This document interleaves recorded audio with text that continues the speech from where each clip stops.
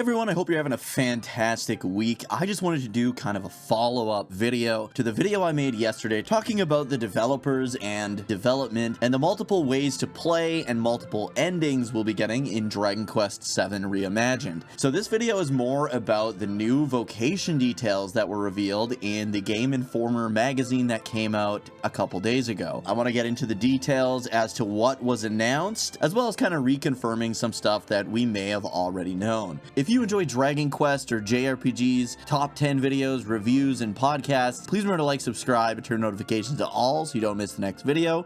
You can also hype on mobile to help this video out so much. Now let's begin. Alright, so in yesterday's video I talked about the different methods that the developers use to kind of speed up the game of Dragon Quest VII, because as we all know, or at least those of us who have played it before, Dragon Quest VII is a very lengthy game, and some of the pacing is a little bit rough. One of the main ways they're wanting to speed things up is in the battles. We already know that there's going to be like the AI system. The Dragon Quest games always have that. It allows you to choose what kind of tactics your characters are using, so you don't have to manually control them all the time. This is super handy for if you're just doing a quick grind and you don't want to have to choose all the actions of all the characters, so you can set them to like fight wisely or mix it up, or don't use MP if you're trying to conserve MP, as well as things like focus on healing and stuff like that. So that's there, and that's been something that's been in the Dragon Quest series for quite a while. But another thing I wanted to mention was the sudden strike system, which instantly kills enemies that you've out-leveled. You get fewer rewards by doing so,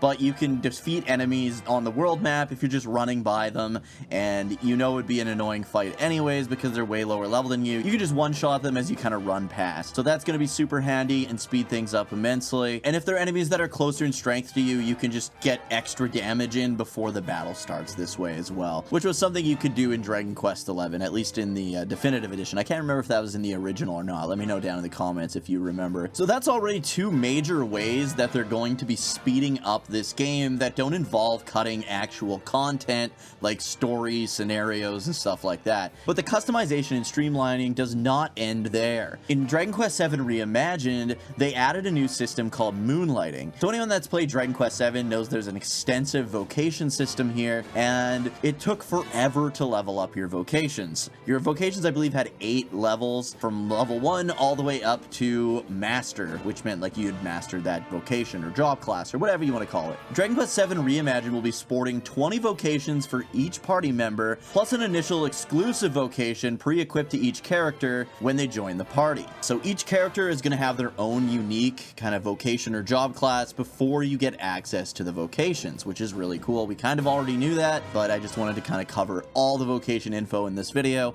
so that it's all in one place. Now, the other thing that they added is the Moonlighting system, which allows you to be 2 different vocations at once, which again, we already knew this, but now they've come out and said some new details on how this Moonlighting system works and what you have access to thanks to it. So again, in the mindset of streamlining the experience and making things a little bit less tedious for the player, not only does this give you access to the skills of 2 vocations at once, it also gives you 2 getting worked up ultimate abilities. So these are similar to like the coup de grace you had in Dragon Quest IX, or maybe even like the pep system that Dragon Quest XI had. So in Dragon Quest IX, if you remember, depending on your job class, you had a different coup de grace, and the coup de grace very much suited those job classes. So like Paladin would use something like Night Watch, or at least that's what it's called in Dragon Quest X, would use Night Watch, which draws all enemy attacks to themselves, and they can't take any damage. So it's all suited to the classes.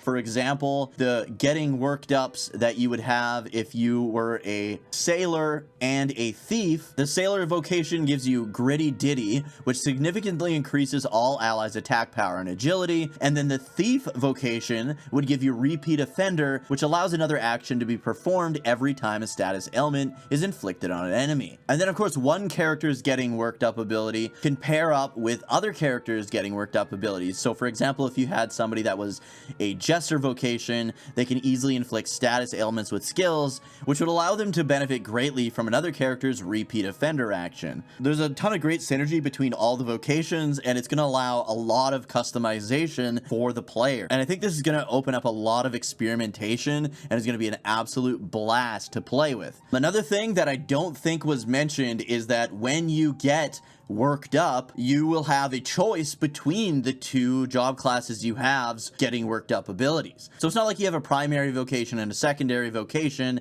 and you can only use the primary vocation's getting worked up ability. You will have access to either or, and you'll be able to choose which one you want to use anytime you get worked up, is what they're calling it. This is pretty cool. You have access to two coup de grace, essentially, and you're going to want to choose which one works best for the current situation. This adds so much to this already incredible game, I feel. Let me know what you guys think about this down in the comments as well. And then the biggest thing that I really wanted to point out about the Moonlighting system, a lot of people have been questioning this and unsure of how this is going to work, and that is leveling them up. How will it work to level up the vocations? Again, is it going to be like something like Final Fantasy V, where you have a primary vocation and a secondary vocation, and the primary one is the one that levels up, but you still get abilities from the secondary one?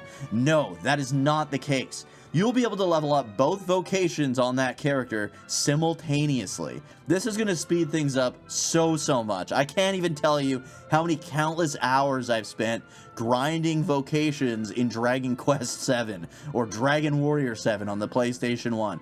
This is going to help out so much. It honestly caters to both casual players and the hardcore Dragon Quest fan base, because it's not going to take you 74 hours to max out all the vocations and learn all the abilities. I feel like this is like a perfect middle ground between the original Dragon Warrior 7, where every spell and ability that you learned from every vocation is permanently accessible by that character, no matter what vocation he changes to afterwards. That was pretty OP. I really enjoyed it. I thought it was pretty freaking awesome, but in the 3DS remakes, you were kind of just limited to what your vocation could do, or what a vocation that led into that vocation could do, if I remember correctly. So it highly limited the amount of spells and abilities you had at your disposal based on your vocation. This, to me, is the perfect happy medium between having access to literally everything you've ever learned and having access to only a select few spells and abilities. This will allow you to choose which two vocations you like most, or have the most skills and abilities in, or the ones that you want to use currently, and you'll have access to the entire list of abilities and spells that you've learned from those vocations. So this is really cool. This is huge news in my opinion. Everyone's been questioning how the Moonlighting system is going to work in terms of leveling, and this is confirmed by the developers of Dragon Quest VII Reimagined in this Game Informer interview. So pretty freaking awesome to find this out. Let me know what you guys think of this down in the comments. I personally love this. This is the perfect compromise, the perfect balance, if you will. It's gonna speed up the leveling of those vocations, and it's also going to give you access to more spells and abilities than you had in the previous remake on the 3DS, opposed to like Dragon Warrior 7, where it took you, like I said, about like 70 hours to master the vocations that you wanted, to get all the abilities that you wanted, but then you have them forever no matter what. So let me know what you think. Is this a perfect balance? Do you guys consider this a perfect balance, a perfect compromise as well? Or do you guys prefer having access to everything, or having a more limited access to spells and abilities? Thank you guys for watching. I hope you guys got something from this video. If you did, please remember to like, subscribe, turn notifications to all so you don't miss the next video. If you're on mobile, please hype the video. It helps out so much. Thank you again so much for watching. I appreciate each and every one of you. You guys have been absolutely fantastic. You got me over 5,000 subscribers before the end of the year. My goal this year was to get 5,000 subscribers. You guys knocked it out of the freaking park. Thanks so much for that. I appreciate and love each and every one of you. And yeah, I'll see you guys in the next one.